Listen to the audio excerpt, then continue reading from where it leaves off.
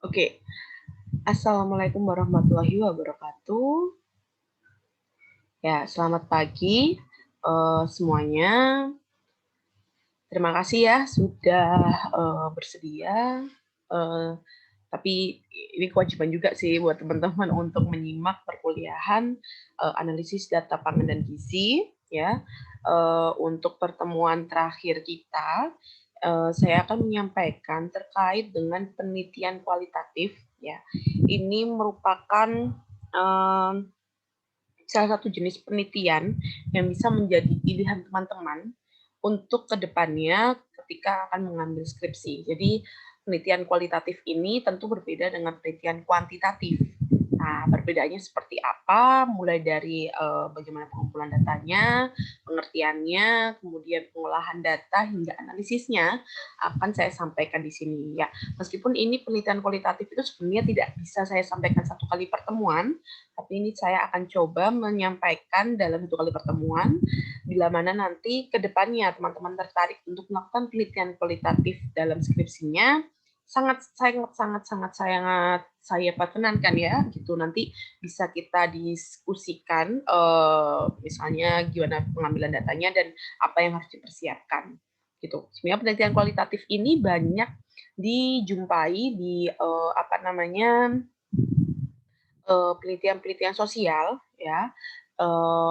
Penelitian dalam kesehatan pun sudah mulai ada, tapi biasa yang dilakukan adalah mix metode, yaitu kuantitatif plus kualitatif di situ. Jadi ada penguatan kuantitatifnya juga di sana gitu untuk penelitian kesehatan, karena memang secara kualitatif saja terkadang belum ada hal yang bisa dibuktikan gitu ya kalau di bidang gizi dan kesehatan terutama. Oke.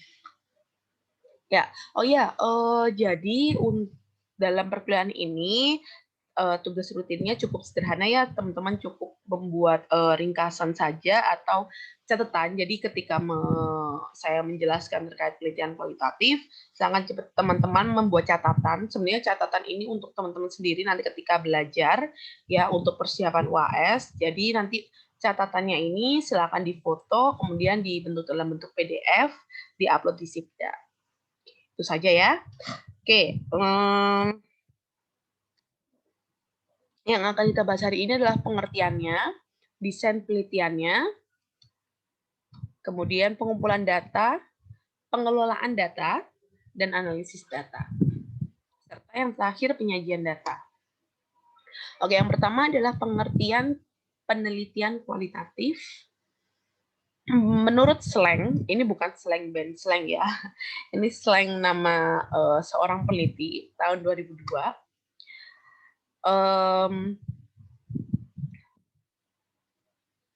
Oke. Nah, menurut slang, penelitian kualitatif itu adalah suatu bentuk analisis empiris atau suatu bentuk investigasi ya, yang sistematis menjadi suatu makna tertentu. Nah, dalam arti secara empiris, dia itu bersifat langsung dari kejadian atau pengalaman yang sebenarnya. Kemudian, arti dari investigasi ini adalah upaya untuk memahami suatu kejadian. Dan secara sistematis artinya proses yang direncanakan sesuai dengan aturan. Jadi kalau dari pengertian slang ini, penelitian kualitatif itu suatu analisis yang sifatnya itu langsung dari kejadian tertentu untuk memahami suatu kejadian yang dia prosesnya itu direncanakan untuk menjadi suatu makna tertentu. Jadi punya arti tertentu. Gitu. Prinsip dasarnya dari suatu penelitian kualitatif itu, dia mengarah pada konstruksi gambaran kondisi. Jadi kita dari sana tahu gambaran kondisi sebenarnya seperti apa. Kemudian lebih menekankan ke proses dan kejadiannya. Jadi bukan ke hasil. Jadi biasanya kalau kuantitatif itu lebih ke hasilnya seperti status gizi seperti apa, kemudian pola makan seperti apa, pola asuh seperti apa. Tapi kalau ini tuh menekankan bagaimana dia bisa status gizinya obesitas atau status gizinya kurang, atau misalnya kenapa kok bisa pola asuhnya itu kurang baik atau pola makannya kurang baik. Nah, gitu. Jadi lebih ke prosesnya. Kemudian mengutamakan otentitas dibandingkan reliabilitas. Kemudian jumlah sampel, ini jumlah sampel ya. Sampelnya itu berdasarkan kejenuhan responden, bukan besaran populasi. Jadi maksudnya kejenuhan responden itu ketika katakan gini, kita punya 5 responden. Nah, 5 responden itu mengatakan sesuatu hal yang berbeda-beda nih. Kemudian ketika kita sudah mengambil 10 responden, ternyata jawabannya itu hampir sama semua. Nah, ketika sudah mencapai jawaban yang hampir sama semua gitu ya, mereka mengatakan hal yang sama, beragam gitu ya, enggak beragam, maksudnya yang homogen. Nah, itu artinya, oke, ini jumlah sampelnya cukup untuk menggambarkan suatu kejadian. Jadi bukan besaran dari populasi. Jadi kalau kuantitatif kan besaran populasi ya, jadi semakin misalnya ada populasi dalam satu sekolah 500 orang. Kemudian kita mengambil populasi atau mengambil sampelnya itu berdasarkan dengan rumus yang ada. Jadi untuk mewakili sampel dari populasi itu. Paham ya? Oke, kemudian dalam penelitian kualitatif itu analisisnya itu pakai tema gitu. Jadi bukan pakai, kalau di kuantitatif pasti teman-teman tahu ya kapan menggunakan apa namanya Pearson, Spearman. Jadi hubungan apa, menggunakan analisis hubungan atau menggunakan analisis komparatif atau perbedaan, t-test, kemudian apa namanya pakai ANOVA dan yang lainnya. Tapi kalau di penelitian kualitatif itu pakai tema. Jadi kita punya tema-tema terkait apa yang mau kita bahas di sana. Nah, menarik ya. Oke, kemudian dalam pengumpulan datanya di penelitian kualitatif, ini berkaitan dengan keterlibatan peneliti. Jadi semakin peneliti itu terlibat, semakin peneliti ini dapat menggambarkan suatu kejadian yang ada. Gitu. Jadi kalau di kuantitatif itu mungkin kita bisa mengambilnya itu pakai enumerator gitu ya, pakai enumerator, kemudian apa namanya, mereka mengambil data, ya mengambil aja, tapi tidak ada unsur keterikatan antara peneliti dengan sampelnya gitu. Kalau di kualitatif itu ada gitu ya. Itu prinsip dasarnya. Kemudian ini perbedaannya antara penelitian kuantitatif dan kualitatif ya. Jadi kalau kuantitatif ya itu dia mengukur fakta-fakta secara objektif. Kemudian kalau kualitatif ini mengonstruksikan antara realitas yang ada dan makna secara kultural atau secara budaya.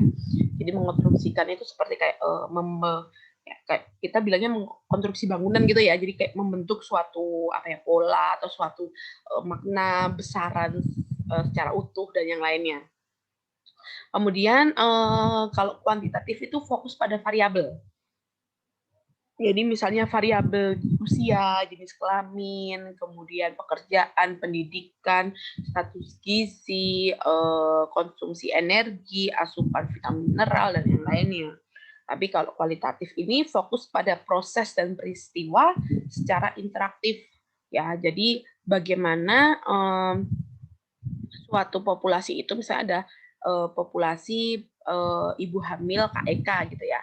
Ibu hamil KEK itu gimana sih, kenapa wilayah tersebut tuh banyak ibu hamil KEK gitu. Prosesnya gimana dari segi budaya, riwayat, kemudian sejarah itu seperti apa, dan yang terjadi saat ini tuh bagaimana gitu. Apakah memang itu dikarenakan asupan yang kurang saja, ataukah sebenarnya itu dari budaya yang ada, tidak boleh makan ini, tidak boleh makan itu, atau dari segi keterjangkauan gitu. Jadi mereka itu sebenarnya sulit untuk mencari makan, misalnya seperti itu ya.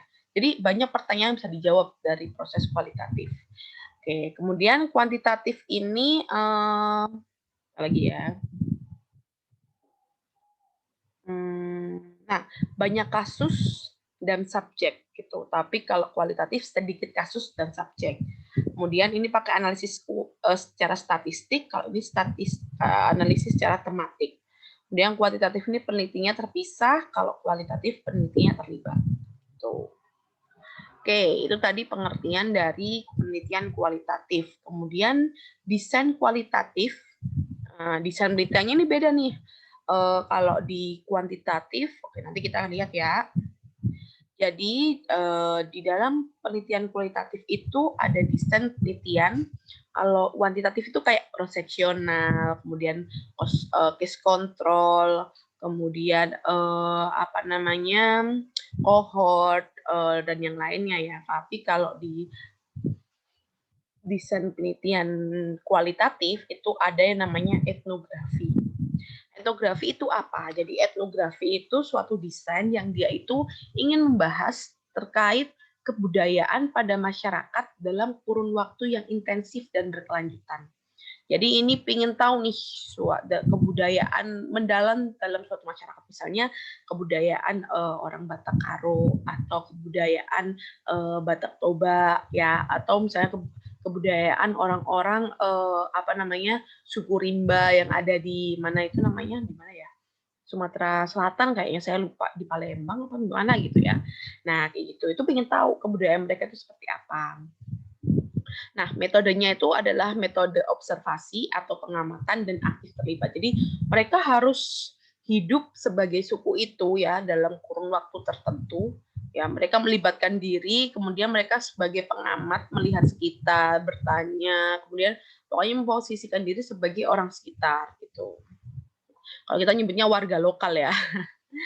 Oke, kemudian tujuannya apa? Untuk memahami atau menggali kehidupan, kemudian pengen tahu nih perilaku tertentu itu seperti apa. Ini bisa melalui informan. Misalnya kenapa sih perilaku katakan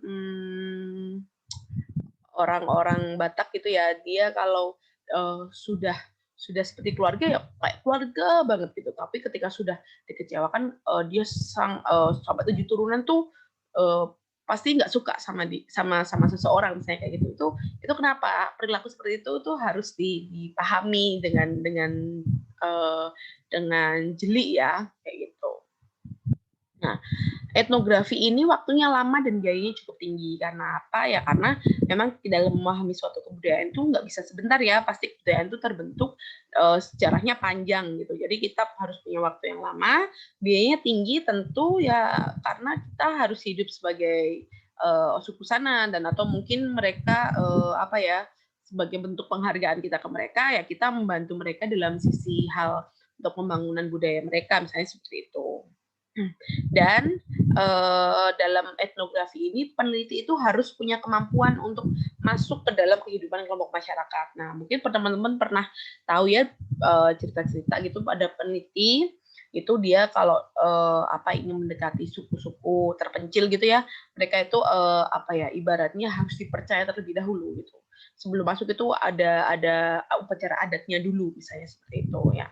Kayak di tayangan mungkin My Trip My Adventure atau apa gitu ya, mereka itu harus ketika masuk harus ada upacara adat tertentu. Oke, desain yang kedua adalah grounded research. Di grounded research ini biasa disebut juga grounded theory ya. Tujuannya apa? Untuk menemukan teori baru dari bukti atau data yang ada ya. Jadi misalnya ada teori-teori misalnya ini belum ada ya. Ini bukan teori beneran itu, maksudnya saya hanya memisalkan. Jadi misalnya teori-teori terkait bagaimana anak obesitas itu misalnya teori terkait obesitas pada anak gitu ya. Nah, bukti dan datanya itu didapatkan dari grounded research ini gitu. Misalnya nih, ini ada misalnya nih. Ada penggalian informasi dari penggalian informasi budaya ibu melahirkan dengan ditolong dengan dukun. Bisa didapatkan teori yang baru mengenai alasan mengapa ibu lebih memilih melahirkan dengan ditolong dukun gitu. Kenapa bukan di bidan atau misalnya di dokter dan yang lainnya gitu. Nah, kemudian yang ketiga desain fenomenologi ya. Ini jelas ya dari kata artinya bisa mengartikan bahwa peneliti ingin memahami gimana suatu hal atau suatu fenomena digali nih kenyataan-kenyataannya gitu dari suatu fenomena yang ada. Nah,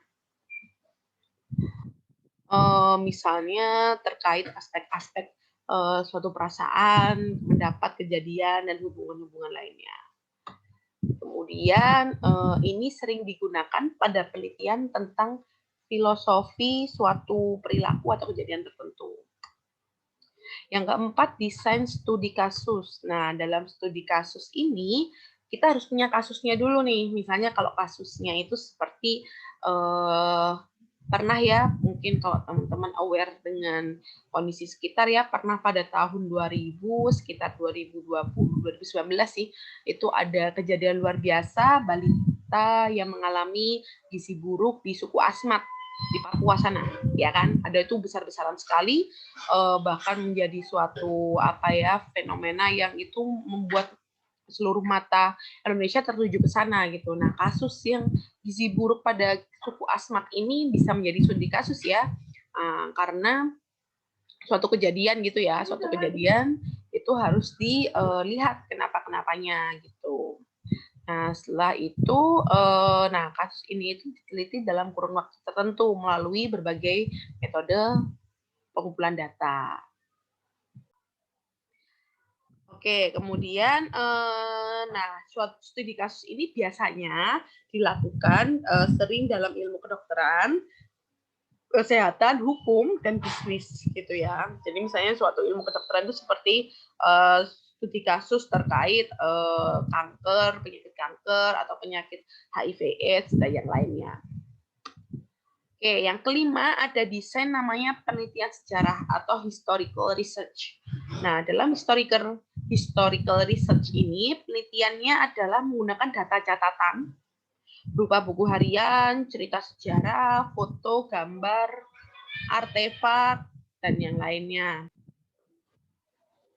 Nah, kemudian dalam penelitian sejarah ini tujuannya apa? Tujuannya untuk dari buku catatan ini, dari buku harian, foto-foto, dan yang lainnya itu, kita ingin menggambarkan suatu kejadian saat itu, ya, jadi momen-momen masa lalu gitu, kemudian dianalisis dan dijelaskan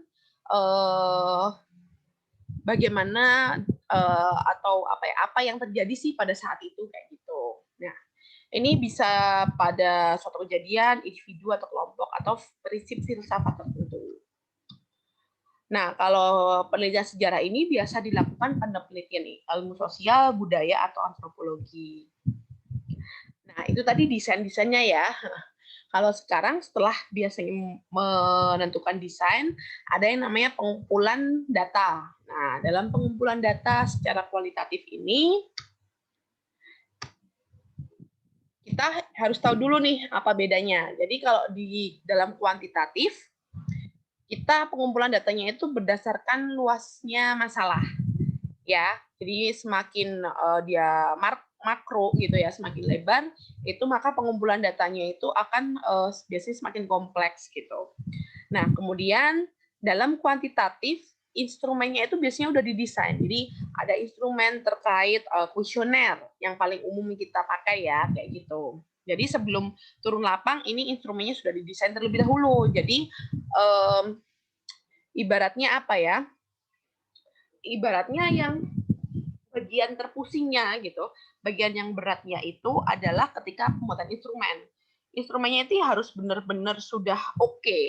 Jadi ketika mengambil data itu nggak ada data yang kekurangan gitu ya, nggak lagi kita mengambil data ulang gitu kan. Nah, jadi harus kita pastikan bahwa semua variabel itu masuk ke dalam instrumen kita, gitu kan ya. Jadi harus kita pastikan bahwa semua hal yang ingin kita cari informasinya itu harus sudah masuk ke dalam instrumen. Nah, dalam kuantitatif, proses membuat instrumen ini adalah proses yang paling sulit gitu ya, karena kita harus make sure gitu bahwa semuanya sudah masuk ke sana. Sedangkan pada kualitatif, nah, instrumennya itu ya adalah penelitinya itu sendiri. Kenapa? Karena biasanya yang dipegang di kualitatif itu bukan berupa kuesioner gitu ya, tapi adalah pedoman-pedoman. Jadi cuman petunjuk-petunjuk mengenai apa saja sih yang ingin kita gali gitu aja. Jadi cuman poin-poin singkatnya aja gitu. Karena peneliti sendiri yang bisa mengembangkan instrumen itu. Jadi misalnya terkait bagaimana kejadian ibu hamil yang melahirkan di dukun gitu ya. Nah, peneliti ini ibaratnya apa ya? Punya curiosity atau kekepoan tingkat level atas ya, teratas ibaratnya ya. Jadi dia bisa mengembangkan instrumen itu sendiri. Nah, dalam kualitatif bukan pada pembuatan instrumennya yang rumit, tapi saat interpretasinya. Jadi saat proses analisis ini yang repot. Kalau di kuantitatif, instrumennya udah oke, pengambilan datanya sudah sesuai instrumen, kemudian analisisnya itu pasti ya sesuai aja gitu. Mau pakai data kategori, berarti pakai apa? Pakai analisis non parametrik, kalau datanya rasio berarti menggunakan parametrik kayak gitu. Tapi kalau kualitatif enggak semudah itu. Nah, dalam kualitatif ini ada yang namanya triangulasi. Jadi kalau triangulasi itu dalam kuantitatif itu namanya validasi.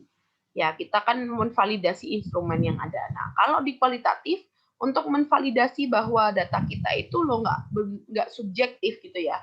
Data kita ini bisa dikatakan ilmiah dan ini fakta yang ada, maka biasanya yang digunakan itu 2-3 metode. Ya, jadi untuk menjaga kualitas datanya itu supaya ini datanya memang benar-benar bagus. Jadi triangulasi ini nggak hanya nanti ya saya sampaikan metodenya apa saja. Jadi ada 2-3 metode dalam pengambilan data. Kalau ini metode pengambilan data misalnya hanya wawancara dan pengukuran antropometri gitu ya. That's it, selesai. Tapi kalau kualitatif bisa lebih dari 2 pengambilan datanya gitu. Nah, ini ya. Jadi ini metode penelitian. Kalau berdasarkan kerangka umumnya dalam kuantitatif, ini dia menggunakan metode yang sangat terstruktur seperti kuesioner, survei, dan yang lainnya. Sedangkan kalau kualitatif itu metodenya semi struktur, ya. Jadi ada wawancara mendalam, fokus group discussion, dan observasi partisipatif. Gitu. Kemudian instrumennya itu kaku. Ya udah kalau yang dicari itu aja gitu ya. Nggak usah coba cari-cari yang lain. Tetapi kalau yang di kualitatif instrumennya itu lebih fleksibel ya. Dia bisa memunculkan beberapa hal yang baru di luar dari pedoman awal. Bisa itu. Gitu. Nah, kemudian tujuan analisisnya kalau kuantitatif itu untuk mengukur variasi.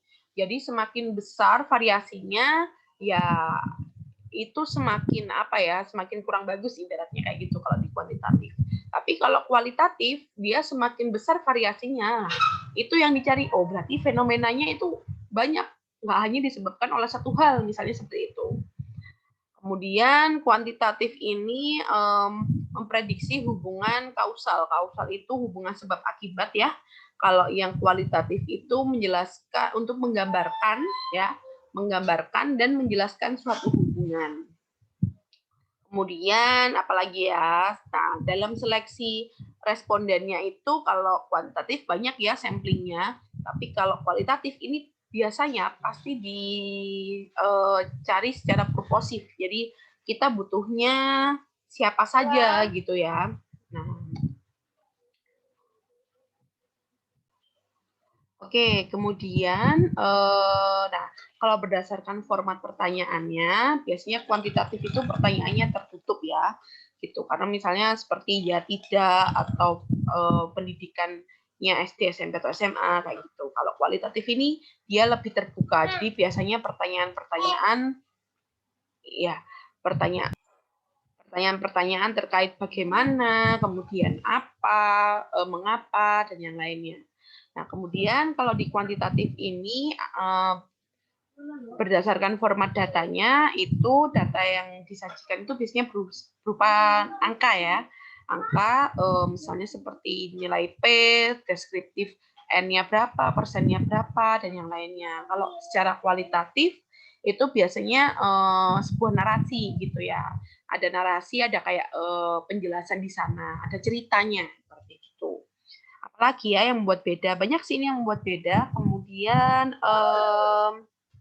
nah, saya ini tanggapan peserta tidak mempengaruhi atau menentukan bagaimana pertanyaan yang diajukan. Jadi misalnya tanggapan peserta itu, aduh Mbak kok merepotkan kayak gitu ya. Aduh kok ada pertanyaan kayak gini sih, saya nggak mau deh menjawab gitu. Jadi ya udah, berarti itu nggak ada jawabannya misalnya kayak gitu. Atau rasa enggan untuk menjawab itu tidak disampaikan di dalam hasil kuantitatif.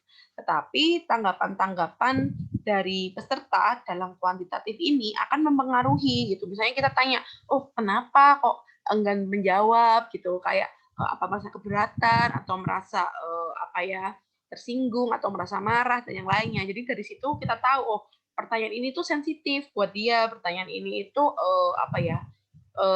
nggak sensitif. Misalnya dengan senang hati responden itu akan menjawab, misalnya seperti itu. Itu kalau kualitatif. Kemudian nah keuntungannya kalau di kuantitatif itu metodenya itu sampelnya itu besar gitu. Jadi biasanya itu kalau ada beberapa mazhab itu kayak biasanya kepercayaan tertentu gitu ya. Ada yang bilang beberapa peneliti itu bahwa minimal itu 30 gitu. Sedangkan dalam kualitatif 5 sampai 10 pun nggak masalah gitu ya informannya gitu, karena yang dicari itu lebih mendalam gitu. Bukan berdasarkan besaran sampel kalau di kualitatif, tapi berdasarkan besaran hal apa yang bisa digali dari suatu responden atau suatu kejadian kayak gitu. Kemudian kerugiannya ya kalau di kuantitatif itu kerugiannya itu pemahaman yang dangkal dari pikiran dan perasaan dari sasaran. Jadi misalnya kita nggak bisa tahu nih kenapa kok suatu kelompok A itu dia punya banyak kepercayaan yang dilarang misalnya ya terkait makanan untuk bayi gitu. Tapi di kelompok B itu hanya sedikit kepercayaan pantangan gitu terhadap makanan untuk bayi. Kita nggak bisa tahu, tapi kita cuma bisa tahu angkanya, oh kelompok A banyak, kelompok B dikit gitu aja. Sedangkan kerugian dari kualitatif itu besar sampelnya itu kecil. Jadi sebenarnya ini itu tidak bisa generalisasikan, jadi tidak bisa digambarkan secara umum. Jadi misalnya apa yang terjadi pada suku Jawa kita atau suku Madura itu nggak bisa digambarkan untuk suku Rimba atau suku Batak misalnya seperti itu. Jadi ya udah populasi di sana ya itu yang terjadi di sana gitu. Jadi kita kalau pengen tahu suku-suku yang lain atau suatu populasi yang lain ya kita harus cari lagi nih populasi yang lain itu seperti apa gitu. Oke, kemudian nah, dalam metode pengumpulan ini apa sih pengumpulan data ya? Dalam metode pengumpulan data ini ada metode observasi. Observasi itu tujuannya adalah untuk mempelajari perspektif yang dimiliki oleh populasi dan memahami interaksi di antara mereka. Jadi ini itu kita memandang dari sudut mereka. Jadi kan kita sering bilang ya bahwa kita harus memandang dari sudut pandang yang lain gitu ya. Kita harus melihat dari sudut pandang mereka. Gitu. Nah, ini bisa observasi berupa pengamatan saja atau pengamatan dan kita ikut berpartisipasi gitu. Nah, kemudian observasi ini dia itu ini ya seperti saya sampaikan tadi, dia itu mempelajari hidup sebagai orang luar tapi tetap berperan sebagai hidup sebagai orang dalam tapi tetap berperan sebagai orang luar. Jadi kita ibaratnya kalau kita berperan sebagai orang dalam itu ya udah apa yang terjadi di sana itu ibaratnya kita maklumin, tapi maklumin kitanya itu tetap kita harus berpikir gitu bahwa oh ini loh yang terjadi. Berarti kalau gimana sih kalau suatu hal terjadi hal yang lain, misalnya kalau misalnya aku seperti ini apa yang akan terjadi, misalnya aku seperti itu apa yang akan terjadi kayak gitu. Jadi kita memandangnya itu tetap sebagai orang luar tapi kita ikut seperti orang dalam gitu ya. Kemudian perlu adanya keahlian peneliti. Jadi peneliti itu harus tahu kapan dia itu bersandar pada satu arah dan kapan bersandar pada arah yang lain gitu. Misalnya seperti ibaratnya kayak kapan sih harus memposisikan diri, itu harus bisa banget gitu. Itu perlu keahlian peneliti yang biasanya jam terbangnya semakin tinggi semakin baik gitu. Serta harus memilah suatu fenomena itu ini fenomena yang bisa dipilih atau hanya sesaat saja. Jadi misalnya kayak suatu fenomena ini selalu terjadi, oh oke, berarti ini fenomena yang bisa diambil. Tapi kalau fenomenanya itu hanya sekali dalam rentang waktu yang panjang, oh berarti itu hanya fenomena sesaat. Jadi itu nggak bisa kita ambil sebagai suatu bentuk analisis kayak gitu.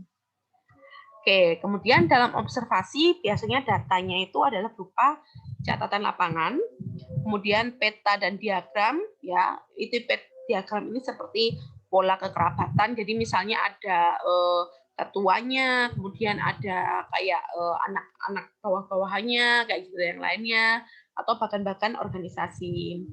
Kemudian data berupa numerik ada, misalnya seperti jumlah orang yang terlibat dalam suatu kegiatan. Jadi misalnya ada kegiatan adat gitu ya, yang terlibat itu nggak boleh banyak-banyak misalnya. Oke, kemudian data observasi ini berupa audio dan video biasanya. Kemudian di dalam observasi itu ini sebenarnya metode yang harus ada ya gitu. Jadi karena dia merupakan tahap awal, suatu metode yang merupakan tahap awal dari penelitian kualitatif. Kenapa disebut sebagai tahap awal ya? Karena memang di dalam observasi ini dia akan fasilitasi dan membangun suatu hubungan dengan populasi tersebut gitu. Jadi misalnya teman-teman mau masuk ke suatu populasi katakan suku Batakaro gitu ya.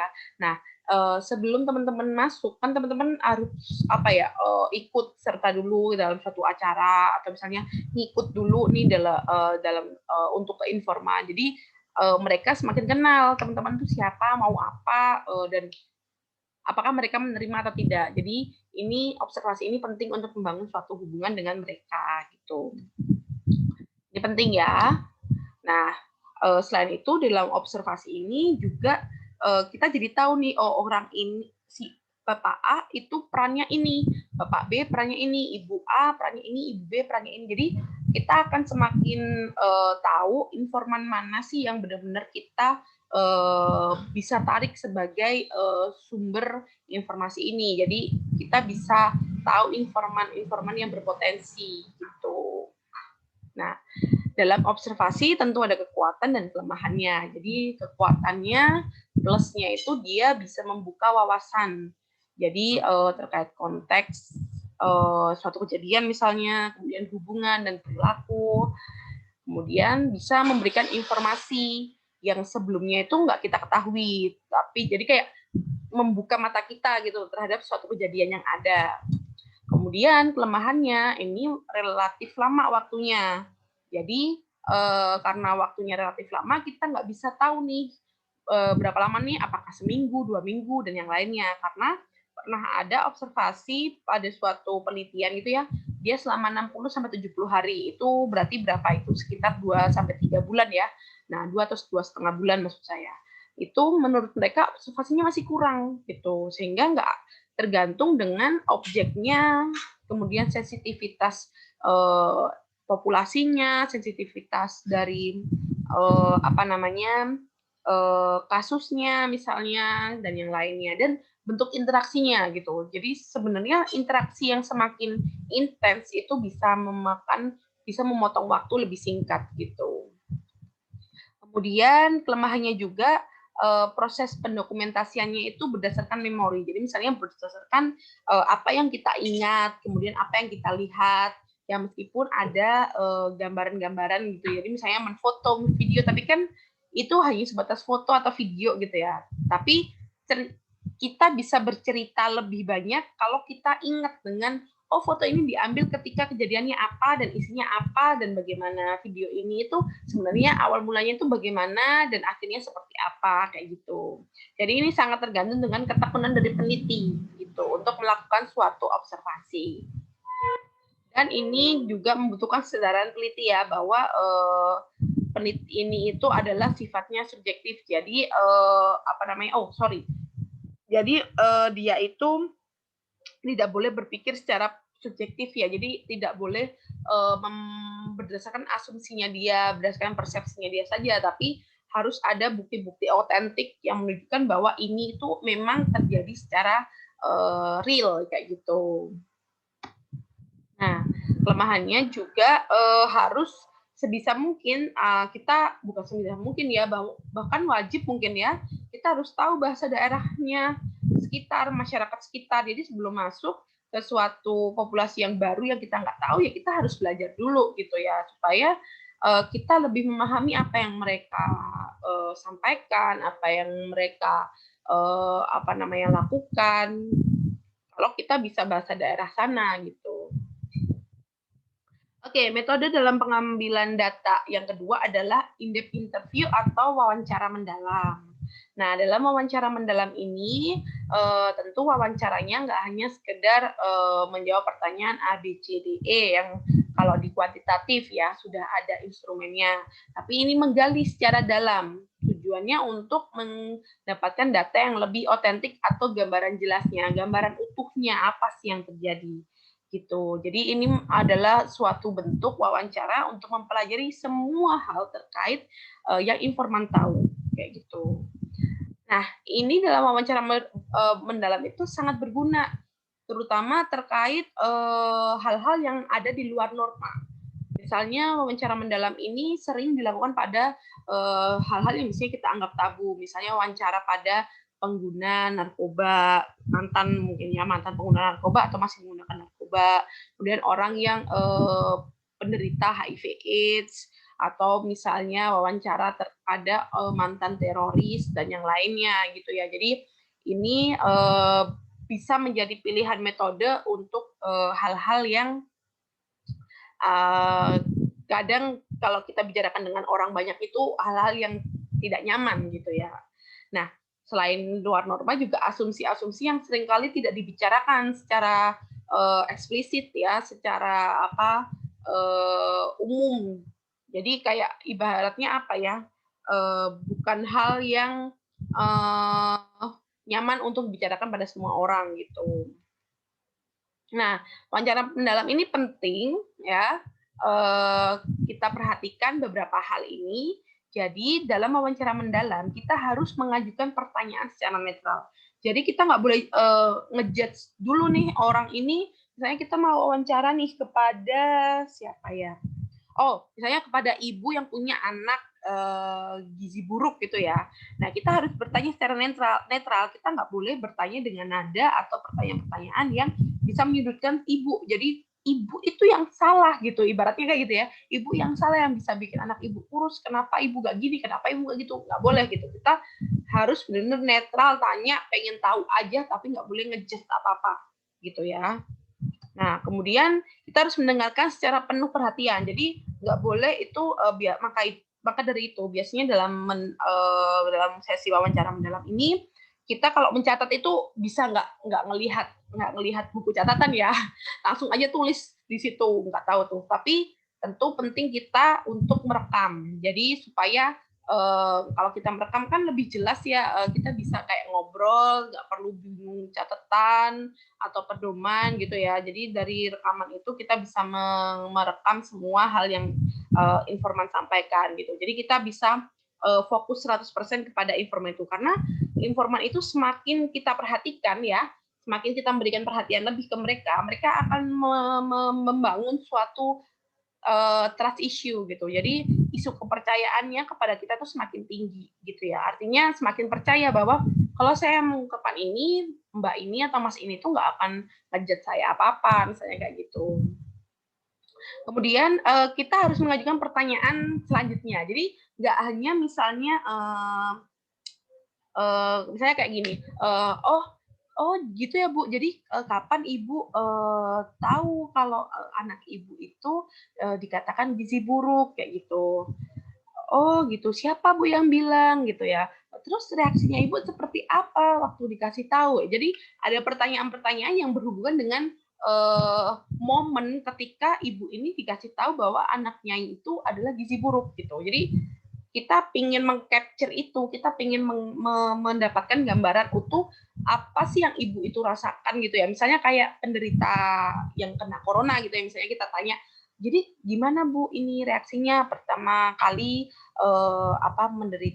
tahu kalau ibu didiagnosa corona, misalnya itu, terus keluarganya seperti apa dan yang lainnya, misalnya kayak gitu. Jadi ada pertanyaan-pertanyaan tidak lanjut. Kemudian menggali berdasarkan respon. Jadi pertanyaan tidak lanjut ini ya tentu harus berdasarkan dengan respon dari informan ya. Jadi kalau responnya misalnya A, tapi kita tanya tindak lanjutnya dari Z gitu ya, nggak nyambung gitu kan. Jadi ini pertanyaan tidak lanjutnya itu berdasarkan respon dari informan. Kemudian kita tidak boleh, dilarang ini ya, haram hukumnya ibaratnya, untuk mendorong memberikan jawaban tertentu gitu. Ya, kita nggak boleh mendorong jawaban tertentu. Jadi misalnya kita ingin mendorong ibu ini untuk berkata dalam persepsi kita kalau dia anaknya didiagnosa gizi buruk, oh ibunya ini pasti sedih atau marah gitu ya. Nggak boleh kita ibu marah ya waktu itu atau ibu sedih ya, nggak boleh gitu. Jadi ya benar-benar netral aja kita bahwa pengen tahu yang ibu rasakan itu seperti apa gitu ya. Ya, kalau ibunya nggak jawab itu kita nggak boleh memberikan pilihan gitu. Kita tetap tanya gimana Bu perasaannya saat itu, saat tahu. Nggak apa-apa Bu, sampaikan saja, saya hanya ingin tahu, mungkin saya nantinya atau kerabat saya, keluarga saya juga mengalami hal yang sama, misalnya seperti itu ya. Tuh. Oke, kemudian dalam wawancara mendalam ini baiknya dilakukan di tempat yang privat atau pribadi atau tempat yang dirasa informan itu nyaman di situ untuk cerita. Jadi biasanya itu adalah rumahnya atau kemudian kafe gitu ya, misalnya kalau dia nggak nyaman di rumah di luar, tapi tempat yang privat gitu ya, yang bisa face to face langsung kayak gitu. Karena semakin dia nyaman dengan lingkungannya, semakin dia akan menyampaikan apa yang memang ada dalam pikirannya gitu. Oke, dalam wawancara mendalam ini, data yang disampaikan ada berupa rekaman audio, transkripnya nanti, dan beberapa buku catatan. Jadi seperti saya kalau kita sempat nulis ya, ditulis di situ. Nah, transkrip itu apa? Jadi transkrip itu adalah apa ya? Dalam bentuk rekaman kan banyak ya kita kalau sering dengerin orang diwawancara itu direkam gitu. Nah, hasil rekamannya itu namanya transkrip. Jadi hasil rekamannya itu kita bentuk dalam tulisan ya, kita catat misalnya Ibu A misalnya nulis dia di situ bilangin di rekaman gini, nggak gitu sih Mbak, tapi ya, nanti di transkrip itu di Word itu kita nulisnya juga sama titik-titik tidak begitu sih Mbak, titik-titik tapi ya segala bentuk ekspresinya. Jadi misalnya kurung buka kayak naskah drama gitu ya, kurung buka seperti sedang bingung atau seperti sedang berpikir ya.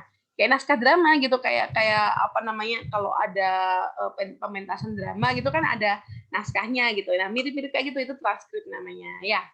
Nah, itu juga bisa diberi kode menurut tanggapannya itu setiap pertanyaan atau tema yang muncul. Jadi misalnya, oh ini temanya tentang waktu misalnya, atau ini temanya tentang persepsi, ini temanya tentang kekhawatiran misalnya kayak gitu. Itu nanti bisa kita berikan kode.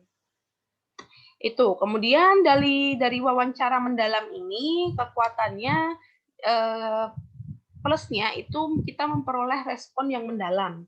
Jadi responnya itu kita bisa tahu ibunya ini sungguh-sungguh menyampaikan hal yang itu atau ada suatu hal yang ditutupin misalnya ya.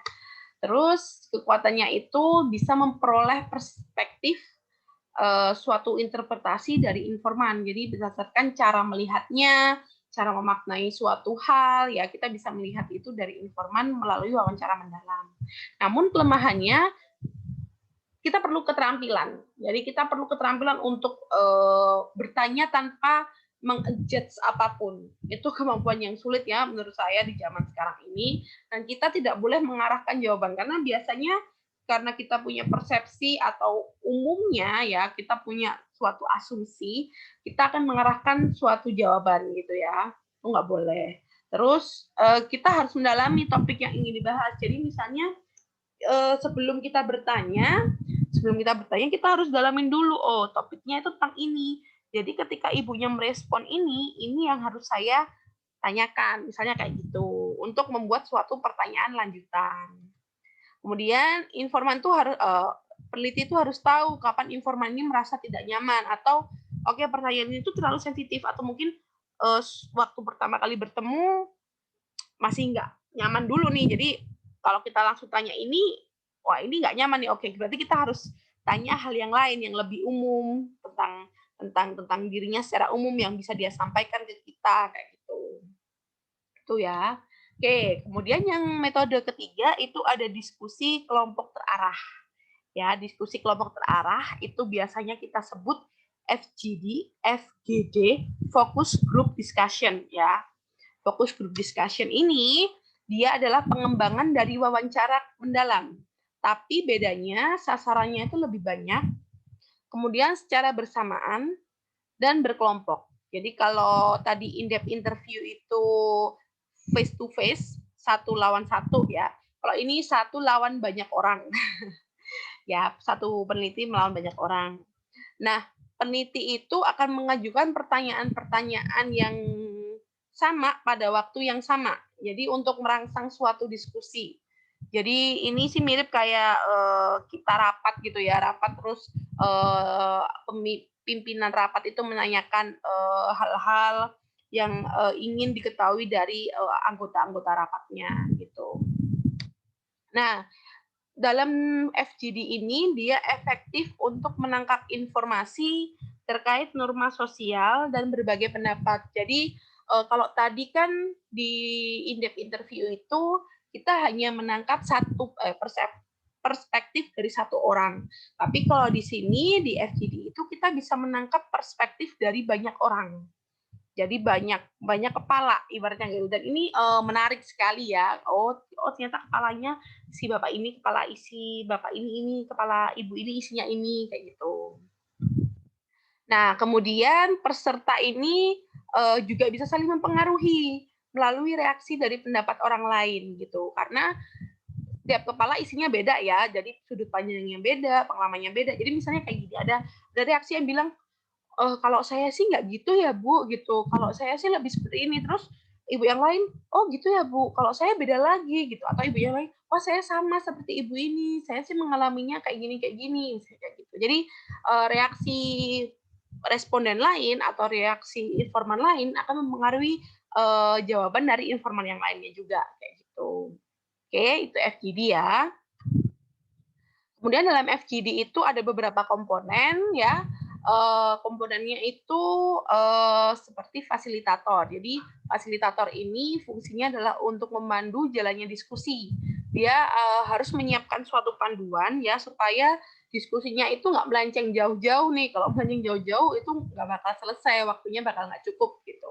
Nah, perlu diperhatikan yang namanya fasilitator itu hanya memfasilitasi, dia tidak mengontrol. Jadi nggak boleh nih mengarahkan kelompok ini harus jawabannya ke sini. Nggak boleh. Jadi ya udah fasilitasin aja gitu. Tapi ketika mereka sudah keluar jalur atau keluar dari ini udah nggak masuk topik lagi nih. Nah, ini dikembalikan lagi ke arah yang sebenarnya gitu. Nah, dalam FGD itu untuk peserta ya, ada yang menyampaikan antara 6 sampai 12 orang dalam satu sesi kelompok. Tapi ada juga yang menyampaikan kalau tujuannya itu fokus atau kompleks ya permasalahannya gitu ya, itu nggak boleh lebih dari 7 orang, mentok maksimal 7 orang gitu. Lalu dalam satu sesi ya, dalam 6 sampai 12 orang ini, dalam 7 orang ini harus setara tingkatannya. Jadi misalnya nih tingkatan dari segi gender, katakan misalnya kayak kita ingin mengetahui tentang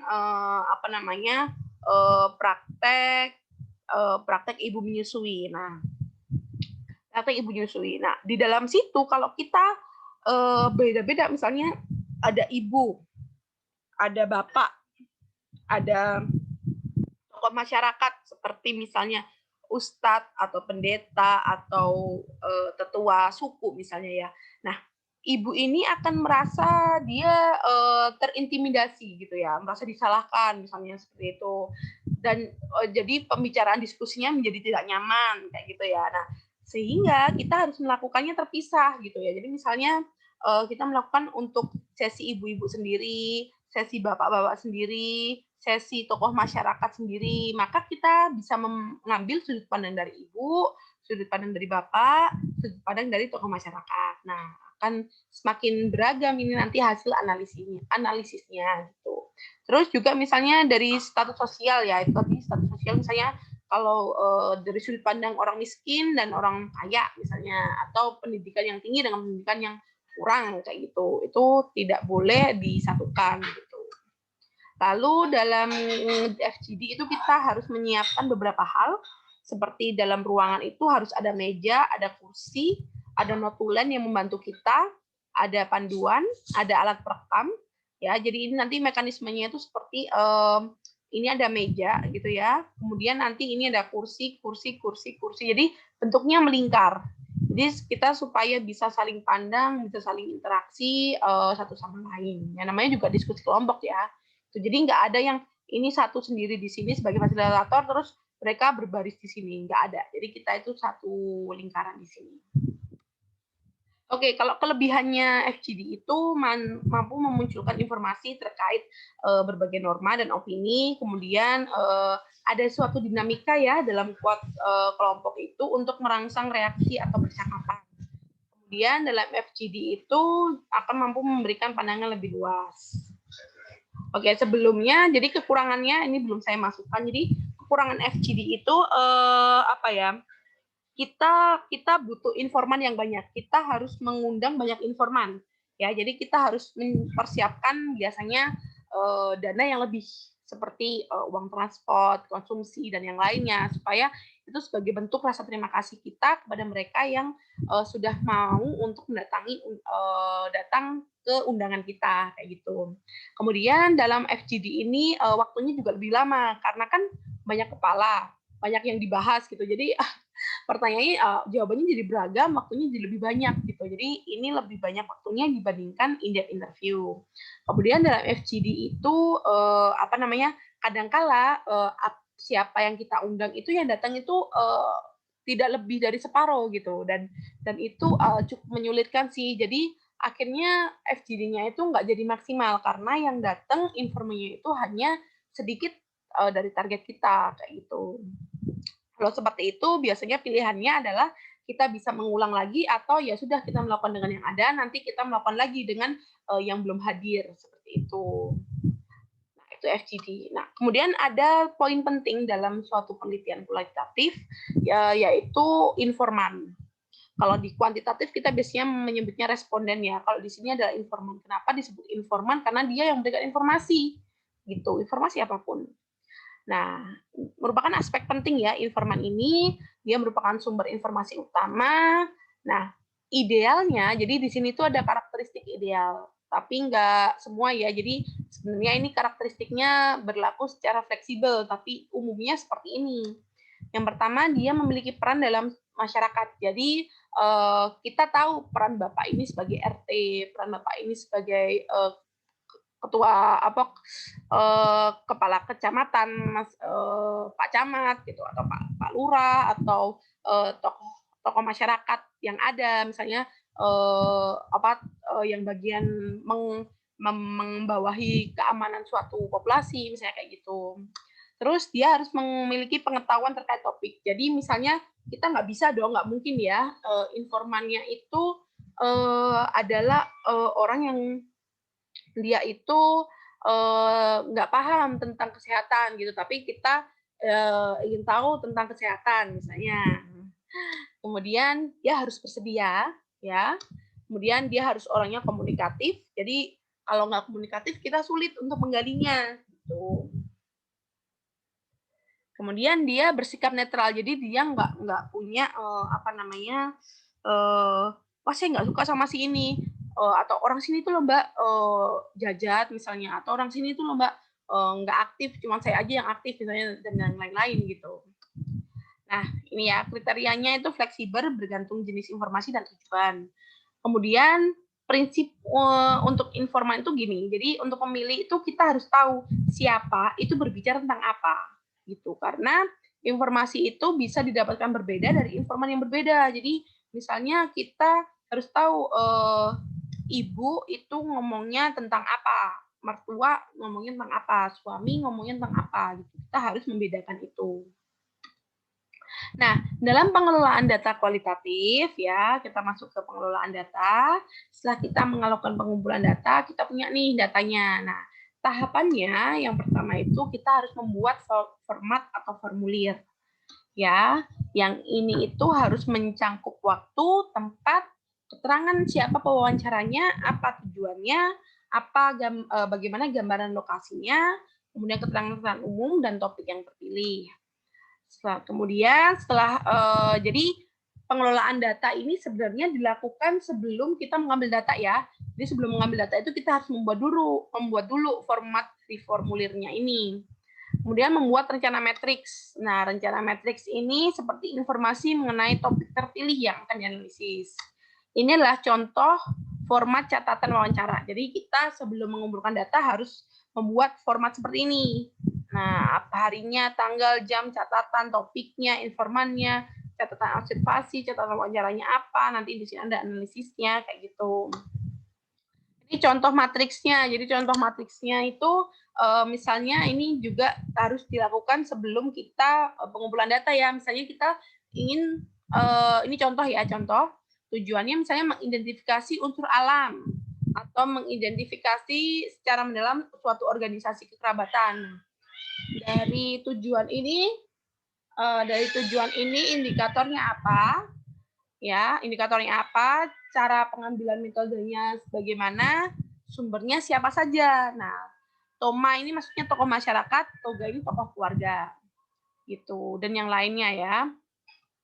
Nah, tahapan selanjutnya itu kita harus membuat jadwal kegiatan ya sebelum mengambil data, kemudian mempersiapkan folder. Jadi kita udah nyiapin folder ini, folder A, B, C, D, E gitu ya.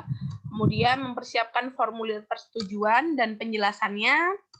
Kemudian kita ketika sudah mengambil data, mengumpulkan ya, kita harus punya backup. Jadi semuanya di copy gitu ya, baik soft maupun hard. Nah, kita harus bisa menyimpan data kualitatif. Jadi data yang harus disimpan dalam bentuk kualitatif itu seperti proposal, protokolnya, catatannya, peta-petanya, buku kode ya, buku kode. Oke, ya. Tadi ya seperti buku kode. Jadi kita perlu melihat, menulis ya, lebih tepatnya merekap apa saja istilah-istilah lokal yang ada di sana. Misalnya seperti istilah ya kalau saya ya dari Jawa ke Medan gitu, ada istilah lokal bahasa-bahasa yang mungkin saya nggak tahu gitu, atau istilah lokal untuk motor misalnya kereta, istilah untuk pasar itu adalah pajak dan yang lainnya mirip-mirip seperti itu gitu. Ya, kemudian rekaman-rekaman audio, foto, gambar kita juga harus menyimpannya itu. Dan jangan lupa melakukan backup. Penting sekali. Nah, ini ya, jadi ini contoh jadwal kegiatan, misalnya pada tanggal 13 bulan 12 2012, kegiatannya rapat inti, kemudian pesertanya siapa saja, penanggung jawabnya siapa. Nah, ini ngapain? Jadi rapat intinya ngapain? Agendanya di sini, misalnya penyempurnaan protokol, penyusunan detail pelaksanaan, menyusun RAB, pengisian etik, formulir etik, dan yang lainnya. Ini kemudian tanggal lainnya ini, kemudian kegiatannya misalnya masih sama, rapat juga, pesertanya siapa, penanggung jawabnya siapa, kegiatannya ngapain saja. Ini adalah contoh transkrip. Jadi misalnya nih, ya, jadi kita ada catatan observasi. Jadi ketika observasi misalnya nama nenek Mesa, laki-laki, nenek kenapa laki-laki ya? Saya juga bingung. Tapi ini contoh transkrip aja. Misalnya dia dulu tokoh masyarakat, terus sekarang sudah tua jadi sedikit pikun, sulit mendengar, mampu mengerti bahasa Indonesia, terus sebagian besar pertanyaan dilakukan lewat tulisan ya, mungkin karena sudah sulit melihat gitu ya. Kemudian ini pertanyaannya, ini tanyanya tentang apa, ini jawabannya tentang apa. Nah, di sini nih ada tiba-tiba ada anak perempuan kecil minta diobati. Nah, sehingga wawancara berhenti. Jadi keterangan-keterangan ini juga harus masuk nih dalam transkrip gitu ya. Merupakan bagian dari hasil penelitian juga gitu. Nah, sekarang kita masuk ke analisis data ya, analisis data dan penyajiannya sih sebenarnya. Jadi di analisis data ini saya akan menampilkan video ya supaya teman-teman lebih ngerti. Nanti saya akan menambahkan atau menjelaskan lebih lanjut kalau ada teman-teman yang tidak dimengerti atau kurang dimengerti. Oke. Oke. Jadi ini video dari YouTube, cukup jelas ya di sini. Silakan disimak. Hai semuanya, Assalamualaikum warahmatullahi wabarakatuh. Semoga teman-teman semua dalam keadaan sehat walafiat. Nah, sebelumnya kita sudah membahas tentang. Oke, jadi ini langsung saya masuk ke analisisnya ya. Mmm.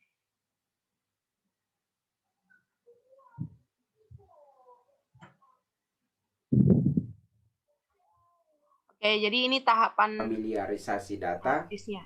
coding, dan identifikasi tema, dan selanjutnya data, familiarisasi yang akan dilalui dalam analisis data penelitian kualitatif. Setelah pengumpulan data, kita akan melalui yang namanya transkrip data, familiarisasi data, coding, dan identifikasi tema, dan selanjutnya interpretasi dan penyajian data. Itu biasanya dilakukan di bab 4 pada skripsinya. Nah, step yang pertama adalah transkrip data. Nah, kalau kita sudah melakukan pengambilan data, dalam konteks ini misalnya kita pakai wawancara, maka kita akan dapat data itu dalam bentuk rekaman audio atau video. Karena ketika kita wawancara kan umumnya kita pakai rekaman, jarang kita catat-catat saja tanpa merekam. Nah, itu kan masih dalam bentuk suara. Nah, transkrip adalah data dalam bentuk tulisan atau teks. Nah, ketika kita buat transkrip, maka kita ubah suara dari audio atau video tersebut ke dalam tulisan. Nah, ada namanya verbatim. Verbatim itu sama persis yang diucapkan oleh responden, misalnya bahasa daerah, istilah-istilah gaul misalnya, atau istilah yang tidak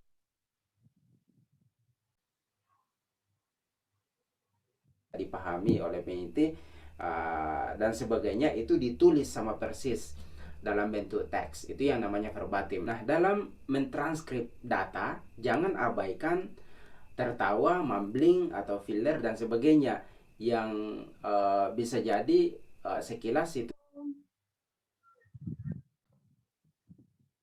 tidak berkaitan dengan informasi yang kita butuhkan. Apa misalnya kayak begitu, itu filler. Atau misalnya oke, okay, atau hmm, itu ditulis juga kalau kita pakai verbatim. Jadi sama persis, kita tidak abaikan itu. Kenapa? Karena itu bisa jadi mengandung makna di situ. Bahkan banyak peneliti memasukkan tanda nonverbal dan bahasa tubuh ke dalam transkripnya. Misalnya diam. Ketika wawancara, partisipannya diam. Diam ini bisa berarti lagi berpikir, atau malu, atau setuju terhadap pernyataan peneliti, atau makna yang lain. Makanya di situ peneliti memasukkan bahasa nonverbal atau bahasa tubuh itu ke dalam transkripnya karena ada makna yang terkandung di situ. Nah, proses mentranskrip ini adalah pekerjaan yang sangat sulit bagi saya. Tantangannya di sini kalau penelitian kualitatif mentranskrip itu. Kalau verbatim biasanya 4 kali lebih lama dari proses wawancara. Misalnya kalau 10 menit wawancara, maka itu kalau mentranskripnya bisa jadi 4 kali. 4 kali 10 menit, jadi bisa jadi 40 menit. Bahkan lebih. Kalau Anda sudah terbiasa, ya bisa jadi 4 kali, 3 kali lebih lama dari aslinya. Tapi pengalaman saya lebih lama lagi.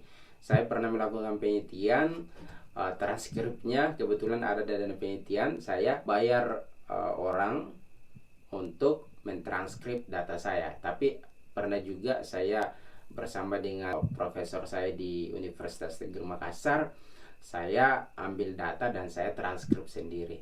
Kalau misalnya orang lain yang mentranskripkan, sampaikan ke orang tersebut untuk tidak mengabaikan aspek nonverbal atau bahasa tubuh atau filler, mumbling yang saya sampaikan tadi. Itu harus jangan diabaikan karena sekali lagi bisa jadi ada makna di situ. Kenapa harus dibuat transkrip? Ya, transkrip itu dibuat supaya tidak bias datanya. Jangan sampai kita salah persepsi terhadap apa yang disampaikan oleh partisipan. Jadi kalau transkrip sama persis, kita punya kesempatan lebih besar untuk mengolah data itu lebih baik. Nah, meskipun kita bisa meminta orang lain untuk mentranskripkan, saya sarankan untuk peneliti mentranskrip sendiri datanya. Ini penting untuk step yang selanjutnya. Nah, step selanjutnya adalah familiarisasi data. Kita akrab dengan data kita. Jadi, saking familiarnya kita ingat bahwa responden A mengatakan ini. oh kira-kira informasi tentang ini berada di baris ini di transkripnya. Tidak dihafal juga, tidak dihafal, tapi dia familiar sehingga bisa jadi lebih gampang untuk mencari informasi yang dibutuhkan di transkripnya. Nah, bagaimana caranya? Ya, kita harus baca transkrip itu atau data yang lain kalau tidak pakai transkrip berulang-ulang. Jadi baca, setelah dibaca baca lagi sampai familiar, sampai paham. Kalau misalnya audio, ya dengar audionya berkali-kali. Kalau video, nonton videonya berkali-kali. Sambil membaca, mendengar atau menonton datanya, itu peneliti bisa membuat catatan atau meringkas supaya lebih familiar. Jadi seakan-akan kayak orang kuliah. Cara ini, maksudnya membaca, mendengar atau menonton berulang-ulang, itu sangat penting, khususnya jika peneliti tidak mentranskrip sendiri datanya. Itulah kenapa saya sarankan tadi kalau bisa peneliti mentranskrip sendiri, karena ketika dia mentranskrip itu salah satu proses untuk familiar dengan datanya. Nah, step yang ketiga dalam analisis data penelitian kualitatif setelah transkrip dan familiarisasi data adalah membuat kode atau istilahnya coding. Dalam referensi lain teman-teman akan menemukan indexing. Kode adalah kata atau frasa sebagai tanda atau tag atau label pada transkrip. Nah, yang di coding ini bisa kata, bisa frase, bisa kalimat atau paragraf dalam transkrip.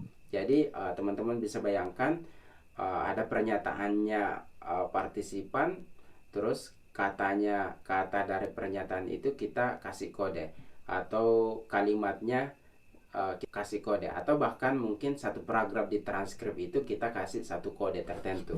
Kodenya ya bisa kata, bisa frasa atau frase. Nah, mengcoding ini sama dengan memasukkan data pada kategori atau label topik tertentu. Misalnya tentang persepsi pola makan sehat, maka kodenya atau labelnya bisa jadi minuman, buah-buahan, waktu, kenyang, dan sebagainya. Nah, ada dua metode coding, induktif dan deduktif. Deduktif adalah kode yang sudah ditentukan sebelumnya. Misalnya kode dibuat berdasarkan judul, pertanyaan penelitian, definisi variabel, atau kajian pustaka. Jadi peneliti itu sudah punya daftar kode yang akan dijadikan kode atau label ketika membaca transkrip. Kenapa dia sudah punya? Karena kode itu dibuat berdasarkan judulnya. Dia sudah punya judul sebelumnya, kajian pustaka sebelumnya. Jadi dia punya panduan bahwa informasi ini yang saya akan butuhkan. Ketika dapat informasi ini, maka saya akan kasih kode ini. Nah, induktif adalah kode yang ditentukan berdasarkan data transkrip muncul saat peneliti membaca. Jadi jumlahnya akan sangat banyak. Jadi tidak ditentukan sebelumnya. Ini peneliti membaca transkrip yang jumlahnya sangat banyak. Tiba-tiba dia baca misalnya tentang penyakit MAH yang dialami oleh salah satu responden, maka dia bisa kasih kode penyakit, dan tentunya jumlahnya akan sangat banyak karena belum ditentukan oleh peneliti. Membuat kode bisa dilakukan langsung di Microsoft Office Excel, ditulis berdasarkan baris.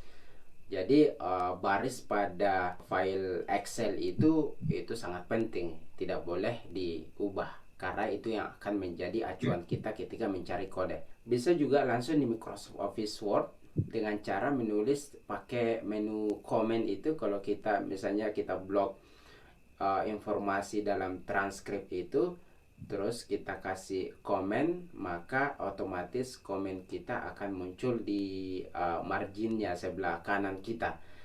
Terus kita kasih kode di situ, kode apa yang kita mau tulis, misalnya buah, penyakit, sehat, dan segala macam. Bisa juga kita print transkripnya, terus kita warnai di stabilo, terus kita tulis kodenya di samping di marginnya. Jadi kayak menulis komen pada file Microsoft Office Word tadi. Nah, ada juga yang menggunting transkrip yang sudah di print lalu disimpan atau dimasukkan ke dalam amplop kode.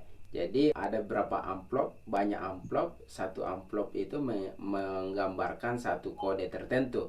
Terus informasi yang didapat dalam transkrip itu digunting terus dimasukkan ke dalam amplop sesuai kode yang menurut kita kode dari transkrip yang kita gunting tersebut. Nah, cara yang lebih efektif yang digunakan oleh peneliti kualitatif adalah dengan memakai software penelitian kualitatif. Jadi ada banyak software yang bisa digunakan, dan sayangnya sejauh ini yang saya tahu semuanya berbayar. Yang paling populer itu adalah NVivo, Quirkos ini yang baru saya lihat kemarin juga, ada MaxQDA, Atlas.ti, dan lain-lain. Masih banyak lagi software yang berkaitan dengan analisis data penelitian kualitatif, tapi yang lebih populer itu adalah NVivo. Nah, setelah kita melakukan coding atau transkripnya sudah diberi kode, maka kita buat dokumen yang baru berisi semua kode tersebut. Jadi kita copy saja informasi tersebut ke dalam dokumen yang baru. Nah, contoh coding dengan Office Word kita bisa lihat di sini.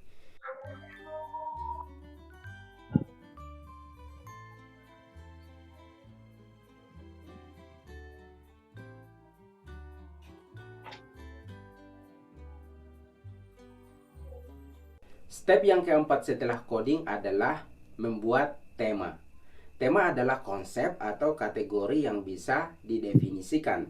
Tema sebenarnya label atau tag juga, sama dengan kode, tapi bedanya adalah kalau kode analoginya masih sebagai bongkahan kecil berupa kata kunci dan jumlahnya sangat banyak.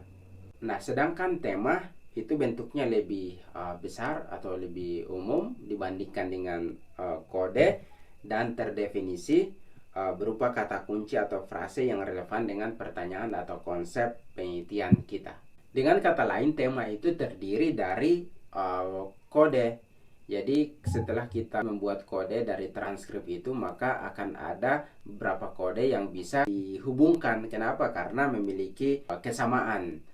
Kesamaan itu bisa dilihat dari maknanya yang sama, kategorinya dia masuk dalam kategori yang sama, maka kita hubungkan, kita jadikan dia satu kelompok. Nah, bisa juga kita membuat tema dan subtema. Jadi tema itu yang lebih kategori yang lebih umum, tapi kita bisa bikin sub-sub yang lebih khusus dari tema tadi, kita sebut sebagai subtema. Nah, tidak semua kode akan dimasukkan dalam tema, hanya statement yang penting dan signifikan saja yang diambil. Nah, kalau ekspresi atau statement yang ada dalam data kita itu tidak jelas, duplikat atau tumpang tindih, akan mengalami reduksi dan penghapusan. Jadi kita tidak includekan dalam tahapan selanjutnya. Step yang terakhir dari analisis data penelitian kualitatif adalah menulis interpretasi hasil atau pembahasan. Ini yang sangat penting karena kita sudah mendekati menjawab pertanyaan penelitian atau mencapai tujuan penelitian kita.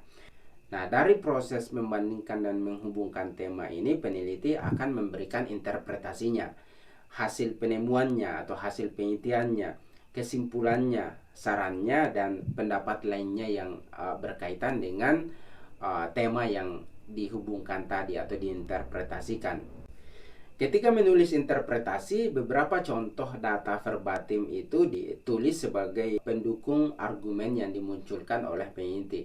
Misalnya peneliti menyimpulkan atau memberikan pendapatnya berdasarkan tema atau data yang dia analisis, dia kemudian memasukkan data verbatim di transkrip tersebut untuk mendukung statement peneliti. Nah, bagian interpretasi atau pembahasan ini ditulis di bab 4. Biasanya kalau formatnya hasil dan pembahasan, yaitu ditulis di pembahasan. Nah, dalam menulis pembahasan ini, peneliti menyatakan temuan utama penelitian yang sedang dilakukan ini. Terus dia menjelaskan pentingnya temuan penelitiannya ini. Dan kemudian dia bisa mengaitkan temuan penelitian ini dengan penelitian serupa sebelumnya.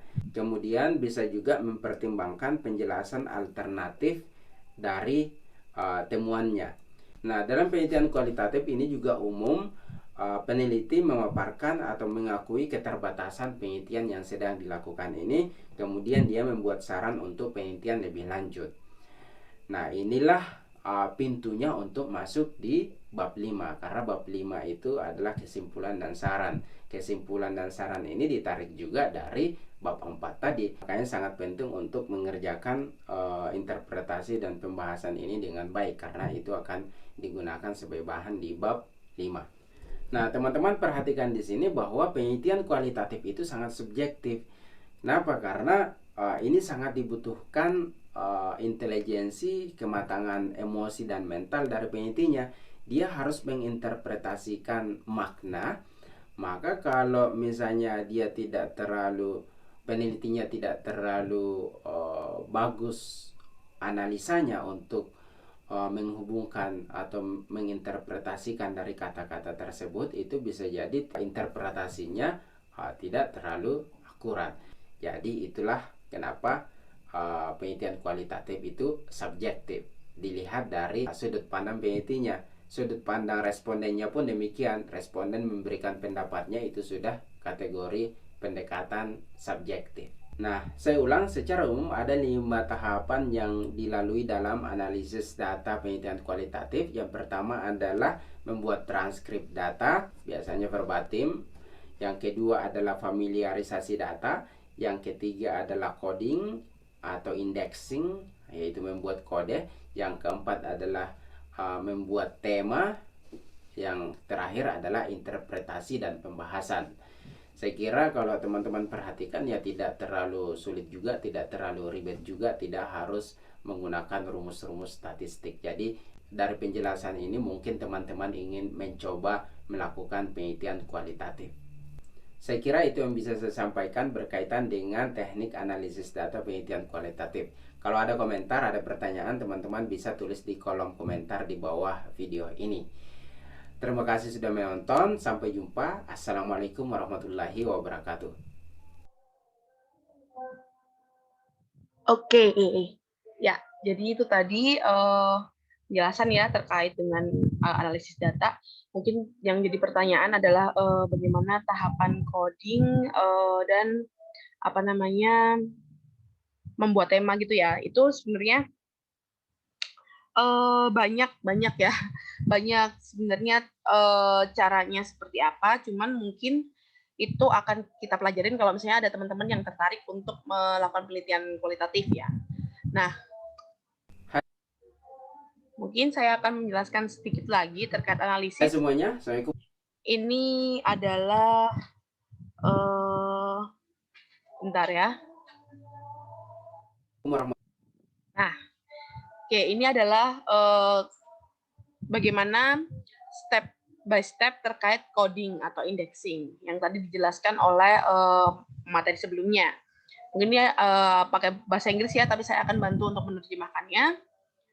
Mudah saja sih sebenarnya. Qualitative analysis of interview data, a basic step-by-step guide. Part 1, a description of each step. Step 1, reading the transcripts. Quickly browse through all the transcripts as a whole. Then make note. Oke, jadi yang pertama adalah membaca transkrip. Jadi setelah kalian buat transkrip, baca secara keseluruhan transkripnya, but quickly. Jadi baca cepat lah ibaratnya seperti itu. Kemudian buat beberapa notes terkait first impression atau oh ternyata ceritanya seperti ini loh. Jadi bikin note-note terkait first impression-nya. Kemudian read it all the time. Thoughts about your first impressions. Reread the transcripts again, one by one, very carefully, line by line.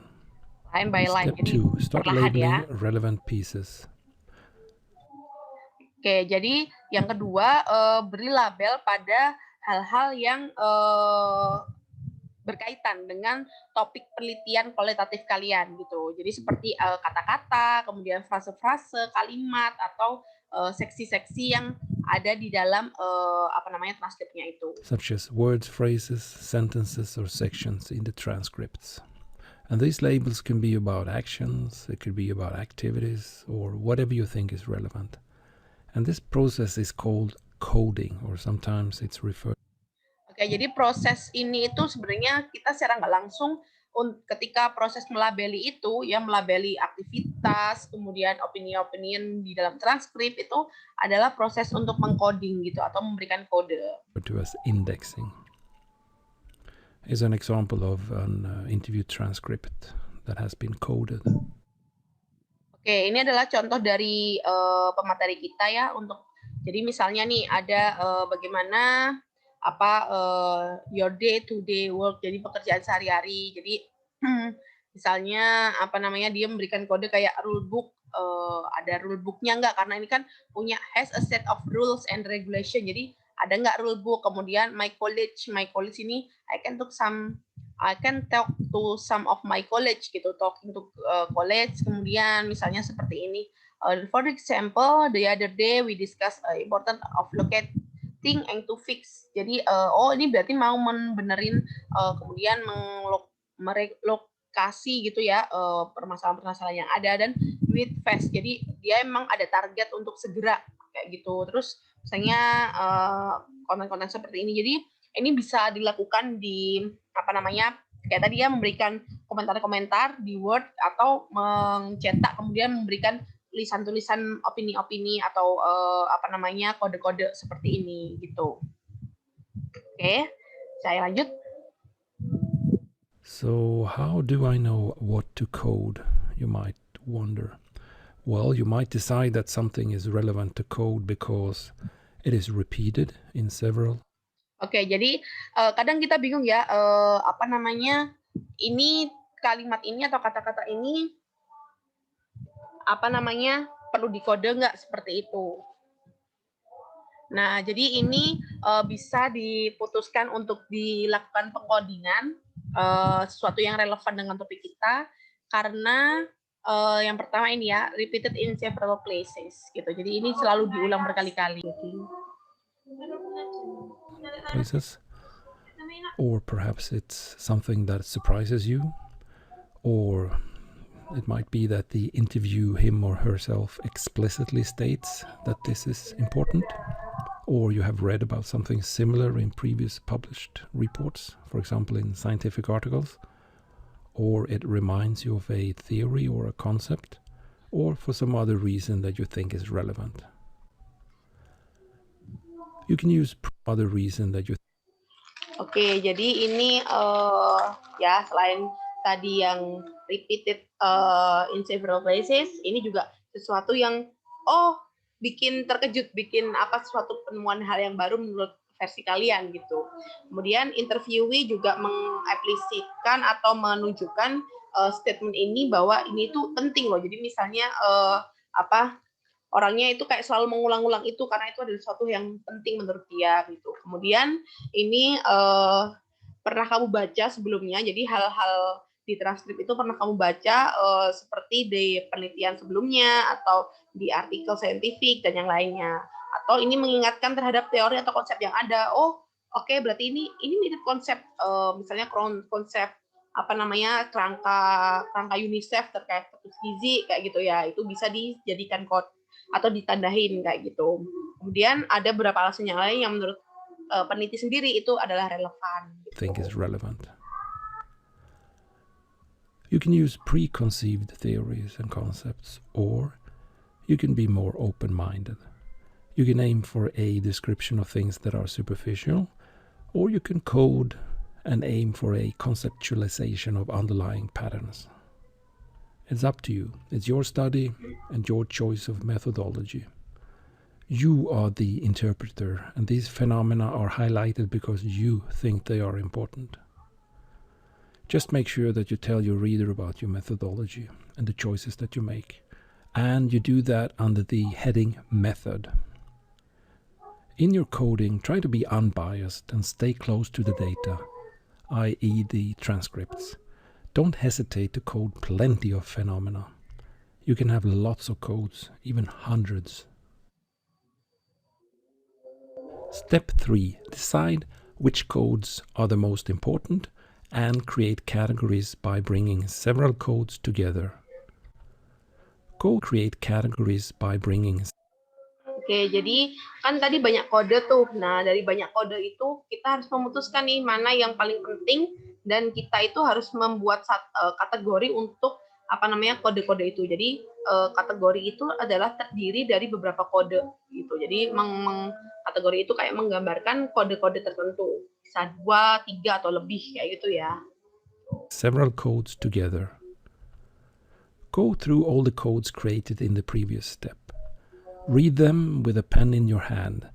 You can create new codes if you want to by combining 2 or more codes. You don't have to use all the codes that you created in the previous step. In fact, many of these initial codes can now be dropped. Keep the codes that you think are important and group them together in the way you want. Create categories, in other words. You can call them themes if you want to. Here's an example. I've grouped these codes together and created a category. Here's a second example, and here's a third one. The categories don't have to be of the same type. They can be about objects, processes, differences, or whatever. Be unbiased and creative and try to be open-minded. Your work now, compared to the previous steps, is on a more general, abstract level. You are conceptualizing your data. Step 4. Label categories and decide which are the most relevant and keep those, and also decide how they are connected to each other. Label the categories. Well, in my example, I had 3 different categories. I'm going to call the first one adaptation, and the second one is seeking information, and the third one is problem solving. At this stage, I should also describe the connection between these categories. Ya, ini adalah contoh dari pelabelan kategori ya. Jadi misalnya tadi kodenya ada updating rulebook, changing schedule, new routines. Jadi ini merupakan kategori adaptasi. Kemudian ini talking college, reading journal, attend meeting, itu seeking information. Nah, kita bisa menentukan kategorinya apa saja itu sebenarnya berdasarkan kita sendiri ya, berdasarkan peneliti ya. Seperti yang video sebelumnya bilang kan kita bisa menentukan itu dari tujuan penelitian kita atau hal-hal yang ingin kita capai dalam penelitian kita, atau itu kategori yang baru nih yang tidak ada di tujuan tapi itu sesuatu yang sebenarnya berhubungan nih dengan tujuan kita gitu. Itu bisa jadi ini adalah oleh karena itu kenapa kualitatif itu seringkali dikatakan subjektif, karena memang peneliti itu sendirilah yang dia memutuskan kategorinya apa, kodenya apa, temanya apa kayak gitu. Jadi kategori di sini itu kayak tema gitu sebenarnya dia. Ya, tema. Nah, tapi sebenarnya ada satu hal sih yang perlu teman-teman ingat. Jadi untuk menentukan kategori atau tema ini sebenarnya tidak boleh serta-merta ya kita menentukan atau mengarang indah kayak gitu. Ini sebenarnya harus berdasarkan literatur yang ada, teori yang ada. Misalnya seperti dalam stunting ya. Di stunting itu kan ada banyak faktor yang menentukan, faktor penyebab langsung, tidak langsung, dan faktor dasarnya atau faktor yang paling mempengaruhinya, yang paling bawah kayak gitu. Jadi bisa berdasarkan kerangka itu atau misalnya berdasarkan penelitian-penelitian yang sebelumnya sudah pernah ada kayak gitu. Dan jadi kita tidak benar-benar itu subjektif gitu. Jadi itu juga berdasarkan dari penelitian-penelitian yang sebelumnya sudah pernah dilakukan gitu. Oke, kemudian setelah membuat tema-tema ini, kita mengkoneksikan nih di antara mereka semua. These categories and the connections are the main results of my study. It's the core of the whole study, at least when it comes to the results. It is new knowledge about the world from the perspective of the participants in my study. Step 5, here are some options. You could, if you want to, decide if there's a hierarchy among the categories. You could also decide if one category is more important than the others. And you could also draw a figure if you want to. Here's an example that I put together. Step 6, it's time to write up your results. Oke, jadi ini contoh koneksi di antara keduanya. Jadi kita setelah membuat beberapa tema besar gitu ya, kita kayak bikin suatu kerangka pemikiran gitu ya, bahwa misalnya ini terjadi sehingga menjadi ini, kemudian atau ini penyebab dari ini dan lain-lainnya kayak gitu. Jadi dari kerangka berpikir yang kita dapat dari transkrip kita, itu kita bisa menjelaskannya, bisa menganalisisnya kayak gitu. Step 6, it's time to write up your results. Under the heading Results, describe the categories and how they are connected. Use a neutral voice and don't interpret your results. Under the heading Discussion, write out your interpretations and discuss your results. Interpret the results in light of, for example, results from similar previous studies published in relevant scientific journals in your field, theories or concepts from your field, or other relevant aspects. Oke, jadi ini hasilnya tadi ya. Kemudian dalam diskusi atau pembahasan ya, itu kita menuliskan interpretasi kita dan diskusi. Jadi maksud saya diskusi atau pembahasan berdasarkan dari teori-teori yang ada, misalnya dari hasil yang mirip, kemudian atau previous studies yang sudah dipublikasikan atau jurnal yang relevan gitu, atau teori-teori konsep dari bidang kalian gitu, atau bidang gizi lebih tepatnya, atau aspek-aspek dari kerelevanan yang ada. Gitu. Part 2, Ending Remarks. I have assumed that your task is to make sense of a lot of unstructured data, i.e. that you have qualitative data in the form of interview transcripts. However, remember that most of the things that I have said in this tutorial are basic and also apply to qualitative analysis in general. What does that mean? Well, it means that you can use the steps described in this tutorial to analyze, for example, notes from participatory observations, documents, web pages, or other types of qualitative data. Suggested. Mohon maaf ya, ada suara lain, but you still watch this.